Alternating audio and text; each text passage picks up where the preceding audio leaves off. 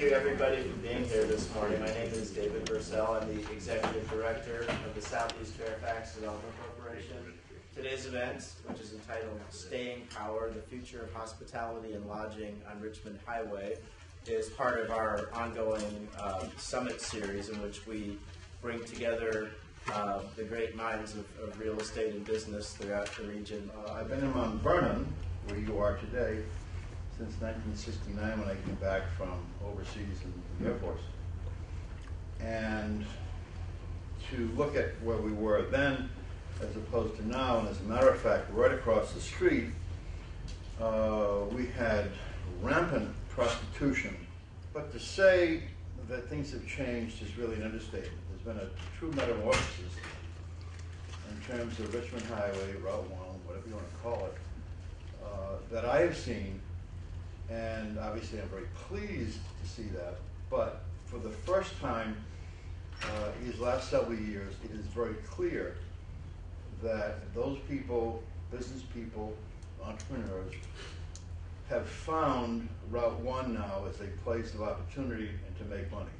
When we're talking about hotels, there's different classes of hotels, and some have relevance to a certain market and some don't. So there's a lot of sort of innovative and interesting things happening in the market right now with hotels, which I'm sure you guys will touch on. But all of them, I think, have increasing relevance, particularly with BRAC, as Jerry mentioned, on the corridor. They're following in the footsteps of the types of travelers that are coming to the market, and they'll try to stretch those boundaries a little bit, but they won't put a full-service hotel in that market typically until it's ready, absent any public sector input to develop that at a more rapid pace, to get that in place for some political or economic development reason. And given some of the older stock in this hotel, my guess would be that some of the future developments that will occur here will occur on hotel zone sites already. So it might be redevelopment of some existing properties for newer type products going forward.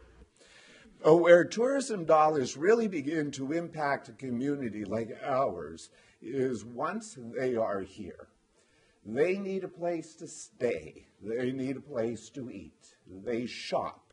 They do a variety of attractions and experience the entire area to the fullest possible extent.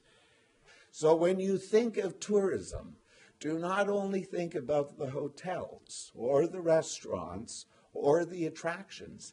It affects pretty much every single sector of business in an area. So it's quite extensive.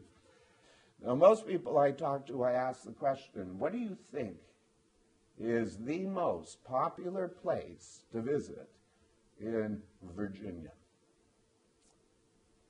99% of the time I hear Virginia Beach or Williamsburg. Virginia Beach actually ranks 4th in total contributions of tourism dollars in the Commonwealth. And they're just at over $1 billion. We do 2.6 here in Fairfax County.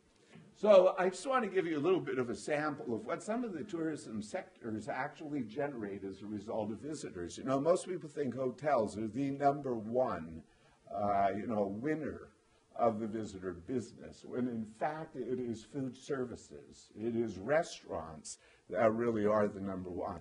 When you think of what people do when they go somewhere, they eat and they shop.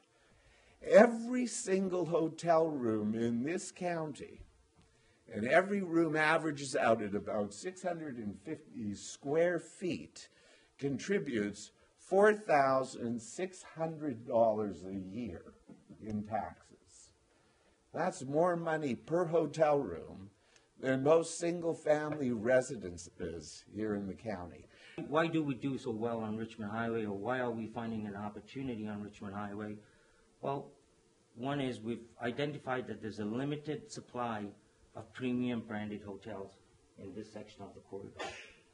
We've also noticed that with the new base alignment, there was no extended stay hotels all along this corridor. At Baywood, we've identified these, and we thought that we can capitalize on that opportunity. That's what's happening here. So it's an exciting time, and I'm happy that you're here so that you can make Route 1 Richmond Highway even more exciting.